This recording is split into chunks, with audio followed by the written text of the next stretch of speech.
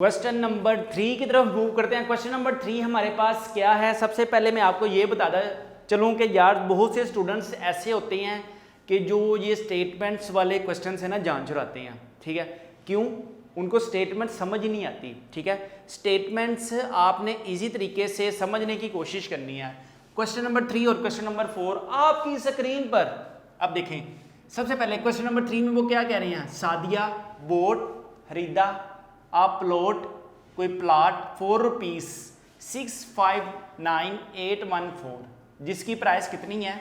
यहाँ पे मैं इसको ना सर्कल इसको बॉक्स में बना देता हूँ ताकि आपको पता चल जाए।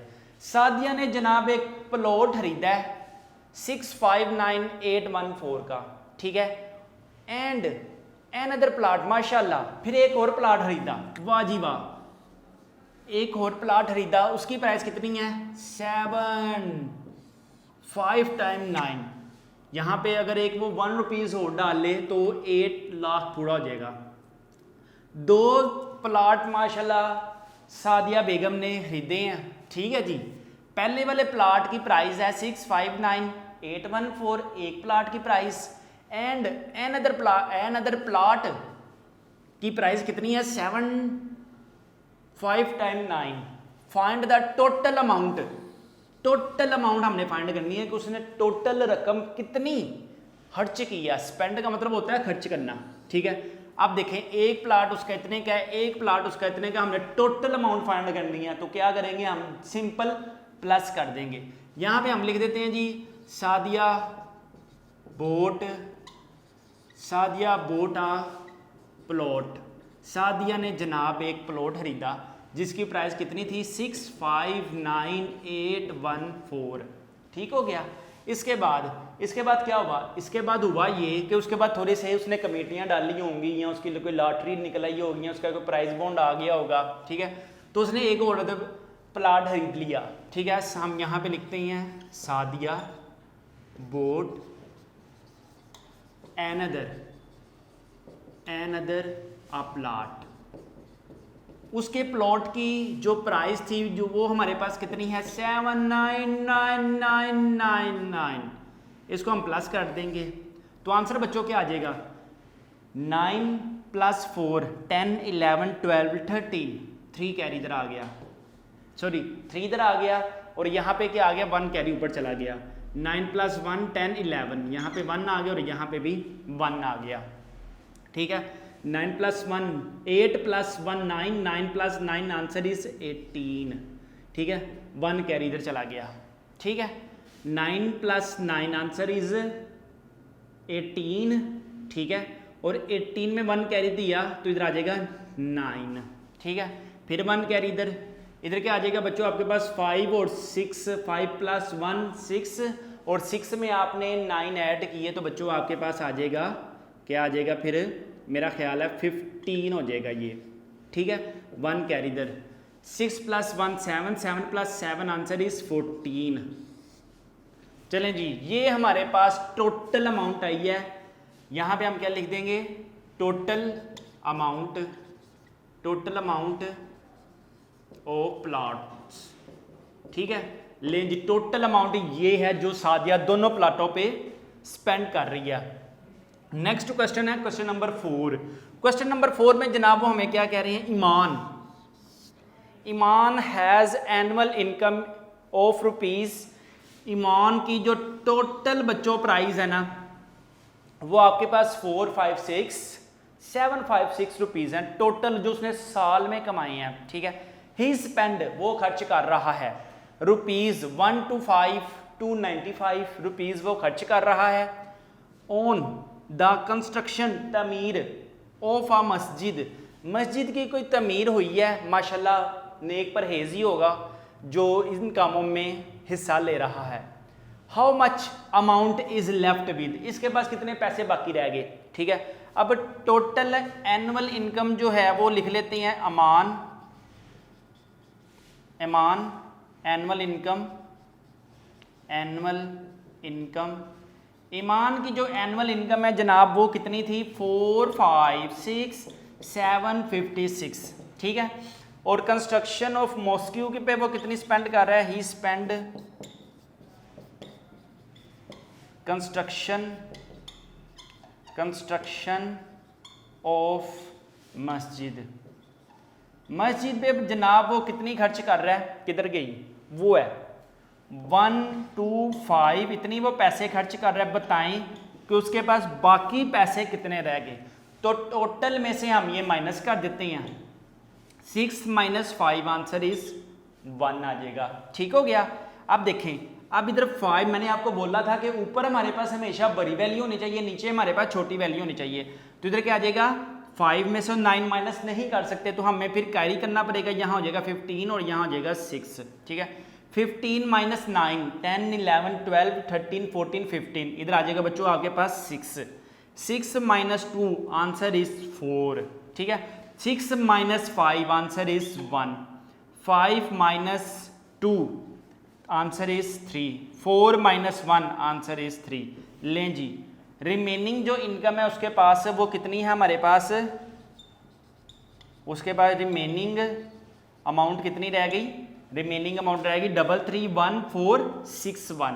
ठीक है, यहाँ पे बच्चों हमारे पास कंप्लीट हो गया question number 4 and question number 3 and question number 4। Question number 5 और क्वेश्चन नंबर 6 की तरफ मूव करते हैं। क्वेश्चन नंबर 5 बच्चों आपके पास क्या है, वो क्या पूछ रहे हैं, वो कह रहे हैं कि लाहौर हैज़ पॉपुलेशन, लाहौर की जो आबादी है ऑफ 459814 इन 1 टाउन, एक टाउन में कितनी आबादी है, यानी कि एक कस्बे में जो लाहौर की आबादी है वो है 459814। ठीक है, इसको मैं बॉक्स में लिख देता हूँ ताकि हमने इसको आगे लेके चलना है। ठीक है, एक कस्बे में लाहौर की आबादी 459814 है। ठीक है, and 321 in the another town. ठीक है, और दूसरे जो कस्बे में आबादी है वो कितनी है 321919। ठीक है, दो कस्बों की आबादी है। ठीक है, आपकी स्क्रीन पर what is the total population of both town, दोनों की आबादी कितनी होगी। क्वेश्चंस के बेसिकली दो पार्ट हैं। फर्स्ट वाला पार्ट है what is the total population, total कितनी आबादी है ऑफ बोथ द टाउन्स, तो दोनों को बच्चों हम क्या करेंगे ऐड कर देते हैं। तो यहां पे हम लिखते हैं पॉपुलेशन, यहां पे मैं लिख रहा हूं पॉपुलेशन ऑफ 1 टाउन, एक टाउन की जो आबादी है वो कितनी है 459814। ठीक है, फॉर एग्जांपल मॉडल टाउन हो सकता है, खोखर टाउन हो सकता है। ठीक है, इसके बाद यहाँ पे हम लिखते हैं पॉपुलेशन ऑफ सेकंड टाउन कितनी है जनाब 325919। ठीक है, टोटल हमने फाइंड करनी है ना, तो पहले हम टोटल फाइंड कर लेते हैं। यहाँ पे हम लिख देंगे टोटल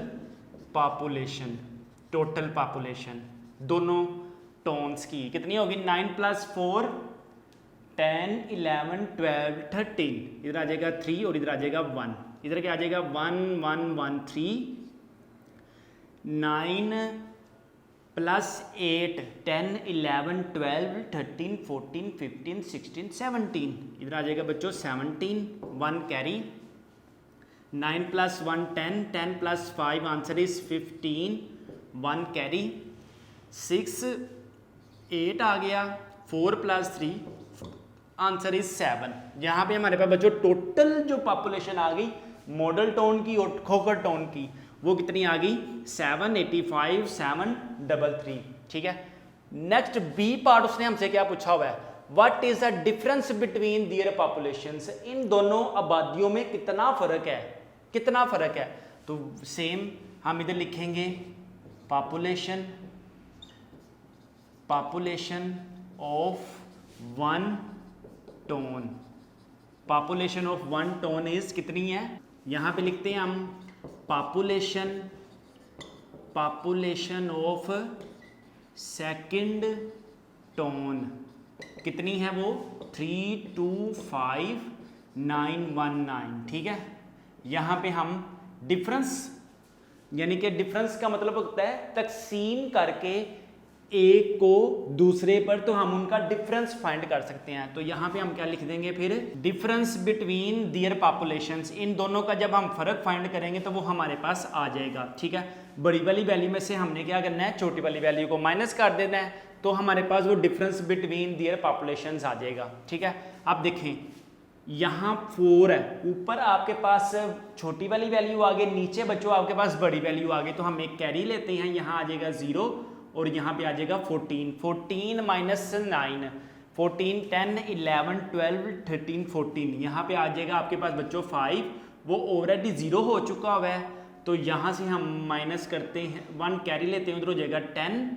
और इधर आ जाएगा 7, 10 माइनस 1 आंसर इज 9। ठीक है, 7 माइनस 5 नहीं निकल सकता, तो यहाँ पे आ जाएगा 8 और यहाँ पे हो जाएगा 17, 17 में से 9 माइनस किए, 10, 11, 12, 13, 14, 15, 16, 17, उधर आ जाएगा हमारे पास 8। ठीक है, 8 minus 3 answer is 3, 8 minus 5 answer is 3, 5 minus 2 answer is 3, 4 minus 1 answer is 1, 4 minus 3 answer is 1। तो हमारे पास डिफरेंस कितना आ गया दियर पॉपुलेशंस का, 133,895। ठीक है, अब हम मूव करते हैं क्वेश्चन नंबर 6 की तरफ। ठीक, क्वेश्चन नंबर 6 आपकी खिदमत में हाजिर है। द एनुअल यील्ड, सालाना यील्ड का मतलब होता है बच्चों पैदावार। ठीक है, पैदावार, यील्ड का मतलब होता है पैदावार ऑफ मैंगो ऑर्चर्ड, ऑर्चर्ड का मतलब होता है जैसे वो बाग नहीं होता, इस तरह आम के बागों की जो सालाना पैदावार है। The annual yield of mango orchard is 565 kg। एक साल में जो आमों के बाग की जो पैदावार है वो कितनी है, 656,565। ठीक है, इन द सेकेंड ईयर, दूसरे साल, the yield of mango orchard decrease, कितनी डिक्रीज हो गई, ओहो देखें पहले कितनी ज़्यादा हुई थी, अब कितनी कम हुई है। ठीक है, पहले ईयर इतनी है, दूसरे ईयर कम होके कितनी हो गई है, 109,884। How much mango was produced in the second year, दूसरे साल में जो मैंगो की तादाद है, आम्स की तादाद है, वो कितनी हुई है। ठीक है, तो यहाँ पे हम लिख देते हैं एनुअल, जो आपके पास ऊपर स्टेटमेंट लिखी हो ना उसी में से लिख दिया करें, कोई बात नहीं। यहाँ पे हम लिखते हैं annual yield of mango orchard, कितनी है जी, फर्स्ट ईयर।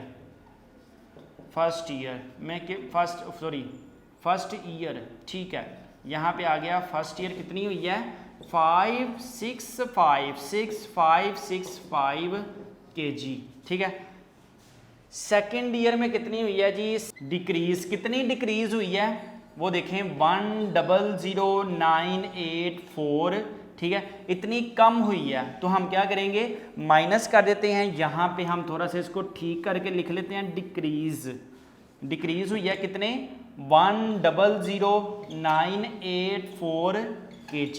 ठीक है, अब माइनस करेंगे, यहाँ पे आ जाएगा 5 माइनस 4 आंसर इज 1, यहाँ पे आ जाएगा 1 कैरी इधर आ जाएगा फिर बच्चों 4, 16 माइनस 8 आंसर इज 8, इधर आ जाएगा 1 कैरी और इधर आ जाएगा 5, 14 माइनस 9 10, 11, 12, 13, 14, इधर आ जाएगा बच्चों आपके पास 5 minus 0 answer is 5, 5 minus 0 answer is 5, 6 minus 1 answer is 1। तो सेकेंड यहाँ पे हम लिख देंगे, ये जो पैदावार आई है ना ये दूसरे साल आई है, तो यहाँ पे हम लिख देते हैं mango produced in second year, दूसरे साल में जो आमों की तादाद है वो कितनी हुई है, वो हुई है फिर 1,555,81। यहाँ पे हमारे पास कंप्लीट होता है क्वेश्चन नंबर 5 और क्वेश्चन नंबर, एक मिनट सॉरी यहाँ पे क्या है, 6 माइनस 1 आंसर इज 5, सॉरी यार यहाँ पे आता है 5। ठीक है, तो हमारे पास यहाँ पे बच्चों कंप्लीट हो गया question number 5 and question number 6।